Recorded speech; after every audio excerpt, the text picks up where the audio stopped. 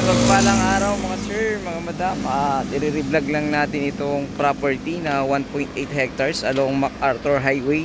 So, San Manuel, Tarlac. Tapos San Manuel, Tarlac to mga sir. So, house boundary ng Moncada. Gusto ko lang ipakita ulit ito kasi meron ng ginagawang ano dyan. Parang di ko alam kung anong bypass road ata yan. So, maganda ito sa mga gusto ng business paglabas. Papakita ko mamaya yung ginagawang daan para makita ninyo. So, kanyang start mga sir. Ayan. Ayan. Diretso siya. Tinukat ko ito noon. Nasa 151 meters frontage. Alam ko nasa 151 meters frontage mula po doon sa kuwan na yun. Tapos ito may mga tanim na mangga. Akasya dito sa harap. Pero ewan ko kung pwedeng, alam ko pwede namang mag-request para matanggal tong mga to. So, ayun, hindi naman siya ganong kalalim. So, maganda po ito sa mga business. So, napasok ko na dating loob nito mga sir. 1.8 hectares, pangalan po ng magkakapatid. So, buhay po silang lahat mga sir, mga madam. So, yan po yung ginagawang daan na sinasabi ko po sa inyo. So, tingnan natin kung ano yung daan na yan, kung saan dudugtong. Kasi 2 lane eh. Bypass road yata yan.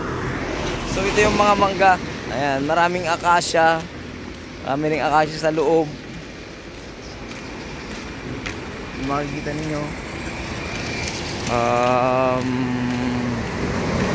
Yung mangga, ano to, nasa 20 pieces mango trees, sabi ng seller natin. So direct tayo sa seller. Kaibigan natin mismo yung may-ari ng property dito. So napakalapad ng frontage, 150 meters. Napakalapad, 151. Alam ko to 151 eh. So ayan, ang dami po niyang mangga. Pwedeng bawasan yan o pwede nang tanggalin para po mailagay sa ano po. So ayan, ito pa pala ay dudugtong diversion road siya mula San Manuel papuntang Villasis. So ito yung dudugtong sa ano yun eh, dun sa tabing kwan ng Carmen. Ayan, dudugtong din siya ng mula sa dito sa Tarlac, San Manuel going to Villasis. Ayan. Napakalapit na. Kunyari dito dumaan ka papuntang Villasis na yan. Hindi ka na mata-traffic. So, yung ano, Santo Tomas pala, dudugtong yan, Santo Tomas tapos Villasis. Ito pala yun. Kaya pala tinatapos na rin doon kasi dito pala yung start. So napakaswerte nung may-ari ng lupa dito, nabenta niya sa gobyerno, malaki-laking pera yan. So ayun, sana magustuhan niyo po dito sa bayan ng San Manuel, Tarlac.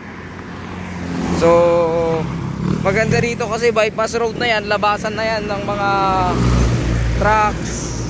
Siyempre yung mga truck ayaw nang matraffic sa Carmen kasi yan, ito yung ginagawa na daan para yung traffic sa taas ng Carmen Rosales ay dito na dumaan yung mga truck. So paglabas dito o dito na papasok yung mga truck sigurado. So maganda rito, restaurant or ano pa man yung gusto mong ilagay dito. So yung presyo ng seller natin dito 2,500. Yun yung sagad niya mga sir, mga madam. Pero naka-asking po ito ng 3,500 sabi ng seller natin. Pero sabi niya sa akin pwede ko nang ibigay yung last price niya kasi gusto na rin nilang mabenta. So napakalaking area din kasi nito mga sir, 1.8. So 2,500 pesos square meter.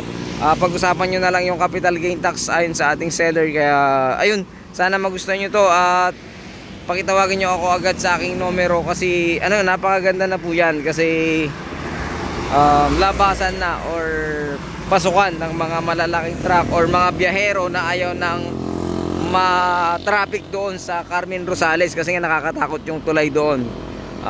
Yung mga aksidente halos doon din eh. Kaya sigurado dito pag nabuksan yan, halos marami nang dadaan dyan. So ayun, maraming salamat. Don't forget to like and share, subscribe sa aking munting channel, Mucha and Joel Lot Vlog.